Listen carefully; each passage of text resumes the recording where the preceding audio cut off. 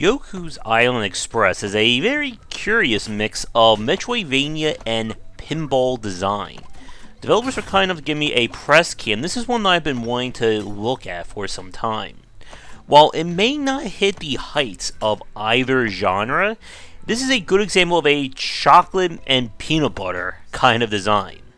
So the concept is that we play as Yoku, a roach for some reason there's a boulder tied to him who has become the postmaster for an island of various animals, plant life, and so on. And what starts out as just a simple job to deliver the mail turns into an island-spanning adventure to basically save everybody from some mysterious creature who is killing or attacking the Guardians. So, the core gameplay of Yoku is essentially split between exploring the island, looking for fruit, as you can see in the upper left-hand corner, that's our resource, and performing these kinds of pinball-esque puzzles, as a lot of the island itself is essentially working on pinball logic, with flippers, drains, bumpers, and so on. Now, the thing about Yoku is that you do not have 100% control over the ball in the air. This is not like Sonic Spinball. Instead, you're able to move Yoku around on the ground. As you can see, he can't jump, but where the ball is in relation on the flipper will determine the angle. And one of the things that I've noticed about the game is that this is not a hardcore pinball game. You're not going to have to worry about running out of balls or losing your play. Instead, what they did is your actual velocity is not really determined by the speed of Yoku as the ball is moving around, but essentially what part of the flipper the ball is on. So you'll find that slight turns or slight changes on his position on the flipper when you hit it is not going to change the velocity as much as what we would see in a game like the Pinball Arcade or Pinball FX2. And I can see why they did that. Considering a lot of the game is about more of an open exploration and not about hardcore pinball action, it doesn't make sense, I think, to have like one errant hit to send Yoku flying off somewhere and you have to repeat process. Instead, the game itself makes use of these little bumpers to move you around normally, and you'll also unlock a lot of shortcuts and powers using fruit, as you can see right there. But as the game goes on, you'll unlock a few new abilities that basically aid with transversal, such as you'll get the ability to kind of do like a swing around those pink flowers I just passed, but I've yet to see, and I'm about 50% of the way done the game at the time of this recording, any powers that directly impact or grow the pinball side of things. And that's kind of I think one of my few complaints about Yoku's Island Express, that the game doesn't really go that far with either design. The Metroidvania aspects are more for just simply getting around, while the pinball doesn't really add in new elements to it. You get, from what I've seen, just one major upgrade in being able to blow up rocks, but in terms of advanced pinball designs, like what we see with some of like the best tables, that's not what this game is about.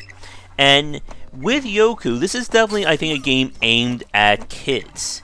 With that said, though, for people who want to go for 100%, the game certainly does add some complexity there, with a lot of hidden things to find, bonus collectibles, side quests involving delivering packages and mail, and so on. Like I said at the start, if you're looking for either a hardcore Metroidvania or a super challenging physics-driven pinball game, Yoku's Island Express is not going to deliver on either front. The game was simply not designed around that. But I found this to be quite a bit of a relaxing game to play. It has just enough hooks to it to keep me entertained, and I am going to finish the game. Now, one thing we're not going to show here is the fact that there are several quote-unquote boss battles, but they are nowhere near as challenging or demented as the stuff we saw in Sonic Spinball. And ultimately, I think that's kind of the mission statement for this game. This is not going to be another Kirby's Pinball Land, Sonic Spinball, or even Mario Pinball Land from back in the day. It's its own unique thing, and for what it does, I think it does it pretty well. And if you're looking for that kind of relaxing game and something very different to play, I would definitely recommend Yoku's Island Express. So, ultimately, while the game doesn't go for complexity, just the sheer charm and just general ease of play, I think makes this one a winner in my book. And I'm curious to see if they decide to expand on things with a sequel, or try to elevate this design elsewhere. But with that said, we'll wrap things up for this first look.